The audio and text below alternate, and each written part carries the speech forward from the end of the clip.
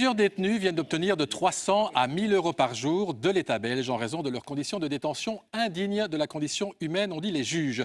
Leur droit, c'est par exemple 3 repas par jour, dont un chaud, une promenade d'1 heure au moins, un accès normal aux douches, la possibilité de téléphoner, la visite de la famille et quand il y a grève, eh bien, rien de tout cela ne peut se passer. Voici Hamid El Abouti qui nous arrive, qui succède à Mme Kadeli, qui était tellement intéressée qu'elle restait en écoutant ce qui se passait autour de la table. Monsieur El Abouti, vous êtes donc avocat à Molenbeek, mais vous avez obtenu 1000 euros pour 4 de vos clients, 4 clients détenus. 1000 euros, donc, c'est le tribunal de Nivelles qui vous a donné ça, c'est absolument extraordinaire. Ils vont donc toucher 1000 euros par jour tant que leurs droits que je viens de citer ne sont pas respectés, c'est ça? Oui, exactement. Chaque fois que la grève n'aura pas pris fin, et que donc il manquera un des éléments qui a été accordé par le tribunal, à savoir 3 repas chauds par jour, l'accès aux douches 1 jour sur 2, l'accès au téléphone. Donc tant qu'un de ces éléments n'est pas rempli, et en conséquence, tant que la grève perdure, ça sera 1000 euros par jour et par détenu. Oui, donc ils ont intérêt pratiquement à ce que la grève continue le maximum de temps. Enfin, on peut dire ça comme ça. Ouais. Qu'est-ce qu'ils vont faire de cet argent? Bon, voilà, ça fait déjà, je crois que c'est mercredi que vous avez obtenu ça. Dans la justice, monsieur Debord.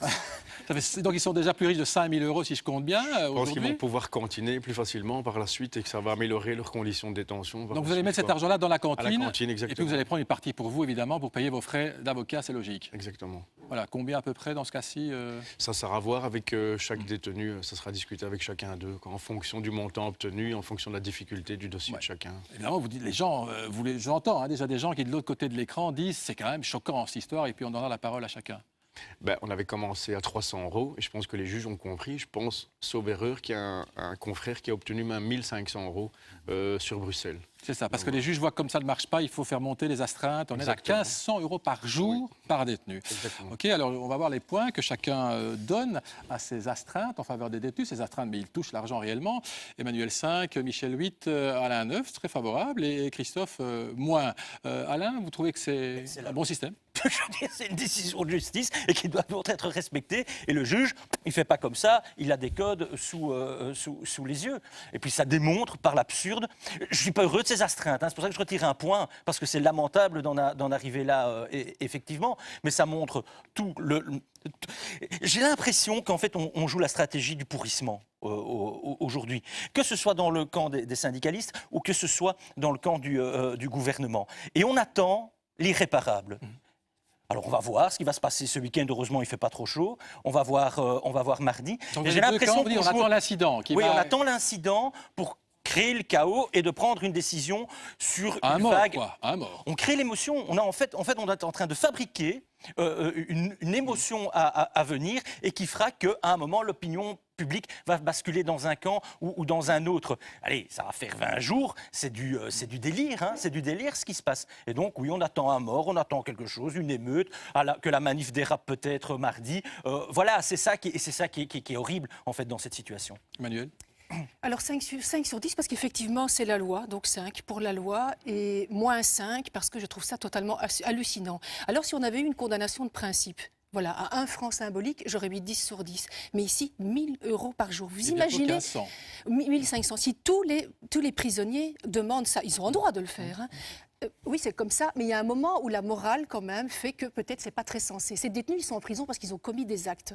Là, pour la plupart, je parle de ceux qui ont été jugés. Alors, je comprends que leurs conditions de détention, évidemment, sont maintenant amoindries. 3 repas par jour, je pense qu'il y a quand même dans la population des gens qui seraient très contents d'avoir 3 repas par jour. Et donc, je trouve que sur la symbolique de 1000 euros par jour, c'est terrifiant. Et en plus, on ne pense pas, je m'excuse de le dire, aux familles des victimes. Alors, c'est bien, on parle des gardiens de prison, c'est quand même eux qui font la grève. Peut-être qu'on aurait pu prendre cet argent aussi chez les gardiens, j'en sais rien, trouver une solution.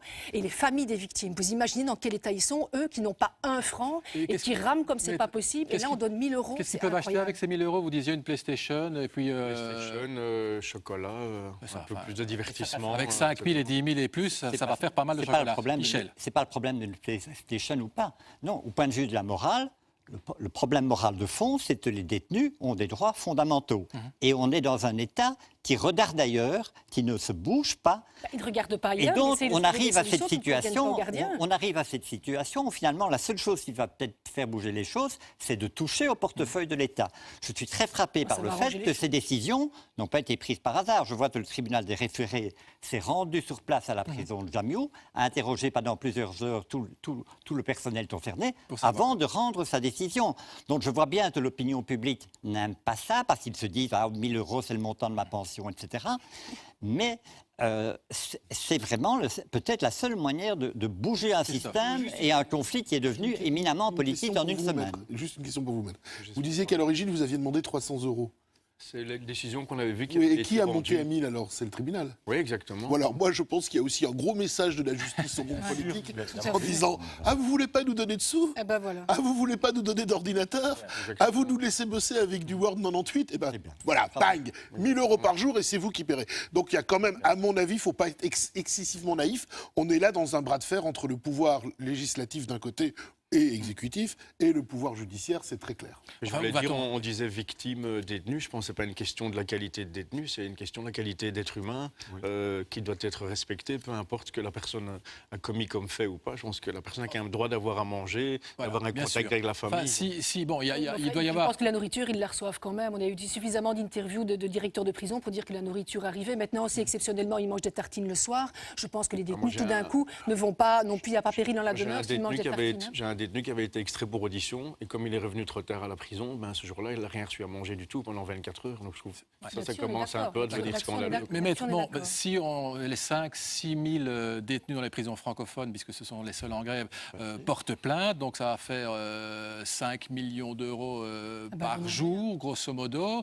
Pourquoi tous les détenus ne font pas la procédure? Parce que c'est un peu compliqué. Il faut tomber sur un avocat de bonne volonté comme vous, qui d'ailleurs prend sa part au passage, évidemment. Non, mais ce qu'il faut surtout, c'est, déjà, avoir l'envie de le faire, avoir un cabinet avec plusieurs collaborateurs, parce que ça peut prendre un jour pour tout faire. Alors, je ne vais pas rentrer dans les détails de procédure, mais ce qui bloque beaucoup, il y a 2 choses à mon sens.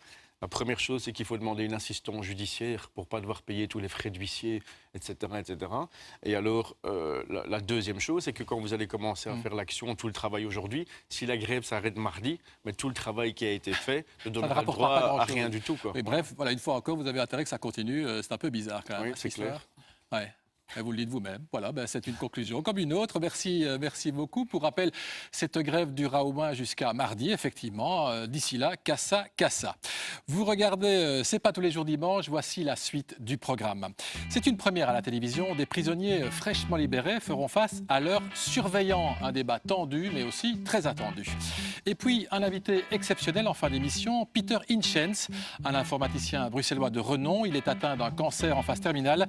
Il vient de rédiger un vade-mecum très touchant, une liste de ce qu'il faut dire ou ne pas dire à un mourant, un moment important.